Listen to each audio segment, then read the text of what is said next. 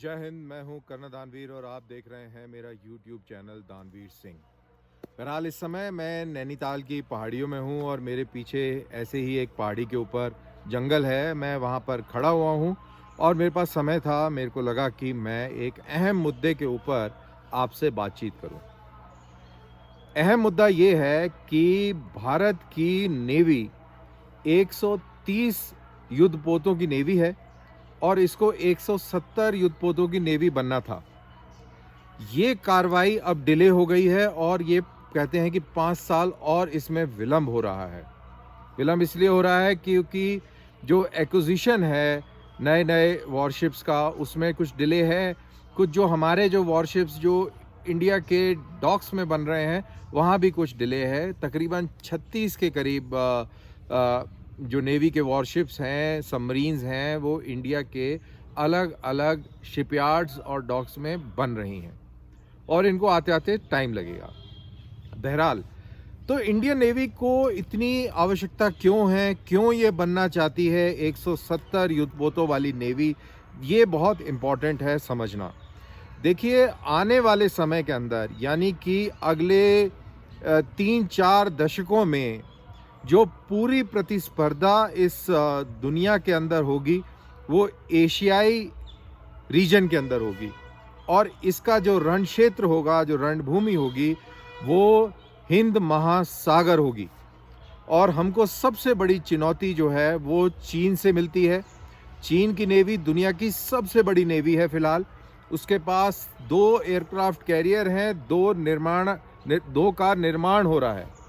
तो 4 aircraft carrier की वो नेवी, जिसके अंदर न्यूक्लियर पावर्ड सबमरीन्स और न्यूक्लियर आर्म्ड सबमरीन्स भी हैं।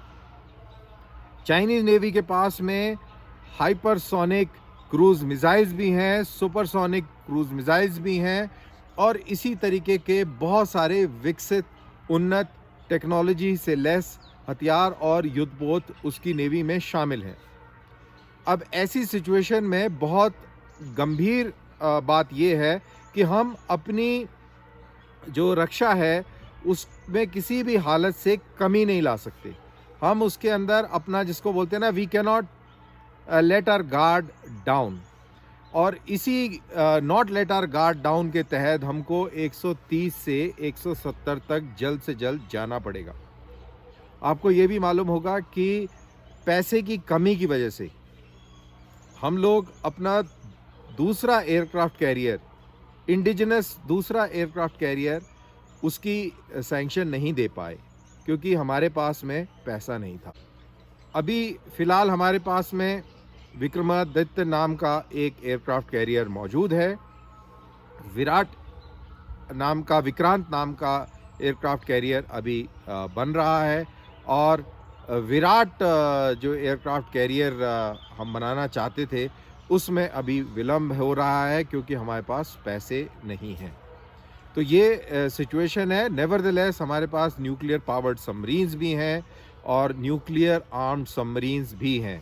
In fact nuclear powered submarine SS N जो हैं वो अभी उनका निर्माण हो रहा है। तो ऐसे न्यूक्लियर पावर्ड और न्यूक्लियर आर्म्ड सबमरीन्स टोटल हमारे पास 13 बनेंगी, लेकिन उनको समय लगेगा। तो इसीलिए ये जो मैं पूरा बता रहा था कि इंडियन ओशन रीजन के अंदर ही पूरी लड़ाई होने वाली है आगे और उसकी हमको तैयारी करनी पड़ेगी। अब कई लोग ये कहते हैं कि भाई समुंदर में तो ठीक है, लेकिन हमारी चुनौती तो लैंड बॉर्डर्स के ऊपर है, लाइन ऑफ एक्चुअल कंट्रोल के ऊपर असली समस्या है।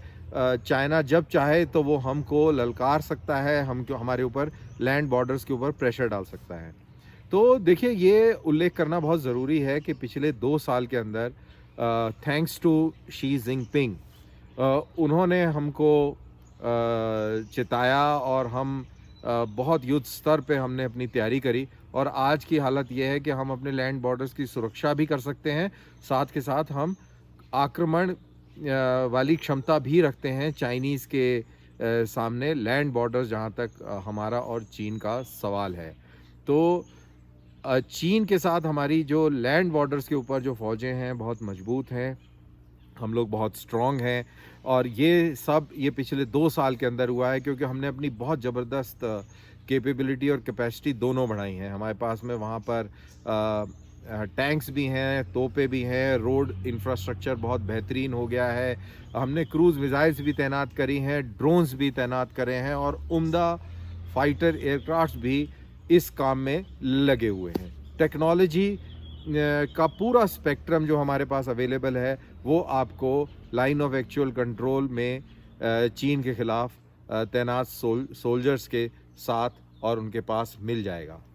लेकिन एक और इम्पॉर्टेंट चीज़ यहाँ पर ये है, देखिए ये दो चीज़ें अलग अलग नहीं हैं।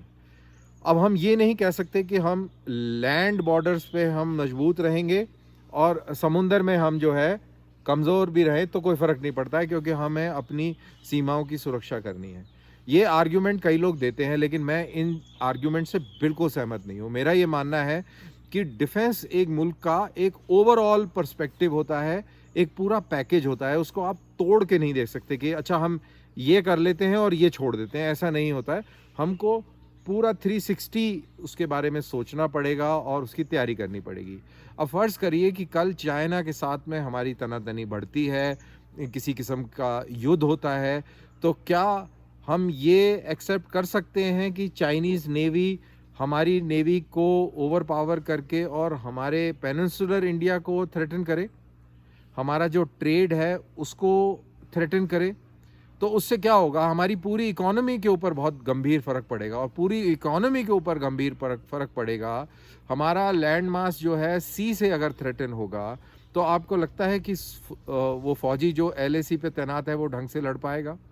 मनोबल गिरता है और बहुत सारी चीज़ें होती हैं। तो ऐसा नहीं है कि आपने लाइन ऑफ एक्चुअल कंट्रोल पे तो बेहतरीन फ़ौजी तैनात कर दिया और नेवी में बोला कि चलो कोई बात नहीं, आप थोड़ा देख लेना। तो आप थोड़ा देख नहीं पाएंगे, क्योंकि देखने का चांस और स्कोप नहीं है। जैसा कि मैंने पहले कहा कि हमारे पास 130 युद्धपोत हैं, जिसमें एक एयरक्राफ्ट कैरियर है, दूसरा अभी उसका निर्माण हो रहा है, उसके सी ट्रायल्स चल रहे हैं और अगस्त तक वो नेवी के अंदर इंडक्ट हो जाएगा। उसके बाद में हमें एयरक्राफ्ट्स ख़रीदने पड़ेंगे, हेलीकॉप्टर्स ख़रीदने पड़ेंगे, फिर वो उसके ऊपर डिप्लॉय होंगे और अगले 2-3 साल लगेंगे इसको ऑपरेशनलाइज करने में, यानी कि किसी युद्ध में सक्रिय भूमिका निभाने के लिए ये काबिल 2023-2024 तक हो पाएगा। और उधर जैसा कि मैंने शुरू में कहा कि चाइना की नेवी के पास तकरीबन 350 युद्धपोत हैं और अगले 2-3 साल के अंदर उसके पास 4 एयरक्राफ्ट कैरियर हो जाएंगे। जहां आपके पास 2 होंगे उसके पास 4 हो जाएंगे। और अगर हमारे रिसोर्स क्रंच ऐसे ही चलता रहा तो शायद हमारा तीसरा एयरक्राफ्ट कैरियर, उसको अनुमति मिलने में समय लगेगा, उसके निर्माण की अनुमति मिलने में शायद और समय लग सकता है और डिले होगा। तो अभी वैसे ही बोला जा रहा है कि ये जो सारा जो प्रोसेस है ये 5 साल के लिए डिले हो चुका है। That is not only aircraft carrier but और सारे जो युद्धपोत का जो निर्माण जो हम लोगों ने इंडिजिनसली करना था उसमें 5 इयर्स का डिले हो गया, क्योंकि पैसे की कमी है। उधर दूसरी तरफ हमारा जो आर्च राइवल है दैट इज़ पाकिस्तान, उसको चीन पूरी मदद दे रहा है। चीन जो है उनको स्टेल्थ फ्रिगेट दे रहा है और साथ ही API से युक्त सबमरीन्स दे रहा है।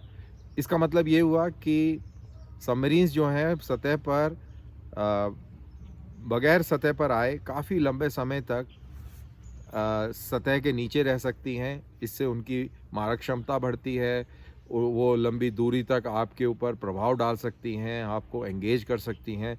तो ये भी एक समस्या है। तो जब हम चीन की बात करते हैं तो हमें पाकिस्तान को कतई नहीं भूलना चाहिए, क्योंकि अगर ऐसी स्थितियाँ बनती हैं तो हो सकता है कि पाकिस्तान भी चीन की पूरी मदद करे, क्योंकि ये एक पाकिस्तान के लिए एक अवसर होगा अपने पुराने हिसाब किताब चुकता करने के लिए।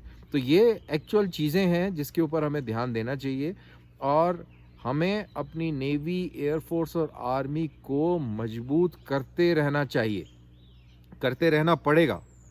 और ये सब तभी संभव है अगर हमारे देश की इकोनॉमी जिस रफ्तार से चल रही है, अभी शायद 10% की रेट से वो बढ़ रही है, अगर ऐसे ही बढ़ती रही और इसमें और इजाफा हुआ और देश के अंदर जो ताकतें जो हमारे प्रोग्रेस को रोकने की कोशिश करती हैं वो ताकतों पे लगाम लग सके या उनको कुछ सद्बुद्धि आए, तो हम प्रोग्रेस करेंगे, हमारी इकोनॉमी बढ़ेगी, और इकोनॉमी बढ़ेगी तो हमारी सुरक्षा भी बढ़ेगी, हमारा ट्रेड बढ़ेगा, हमारा जीवन स्तर लोगों का बेहतर होगा और हमारे देश की सुरक्षा भी बेहतर होगी। तो ये सारी चीज़ें आपस में जुड़ी हैं, इन सबको जोड़ के देखना चाहिए और बहुत गंभीरता से इनके ऊपर हम सबको सोचना चाहिए। As citizens of this country हमको भी सोचना चाहिए कि हम ऐसे माहौल को उत्पन्न ना होने दें जिससे हमारे देश की अर्थव्यवस्था पर गंभीर परिणाम हो, क्योंकि अर्थव्यवस्था अगर गंभीर होगी तो हमारी जो डिफेंस की जो तैयारी है वो भी कमज़ोर होगी। पॉलिटिकल रीज़न से ज़रूर हमारी पार्टियां जो हैं विघटनकारी एक्टिविटीज़ करती रहती हैं।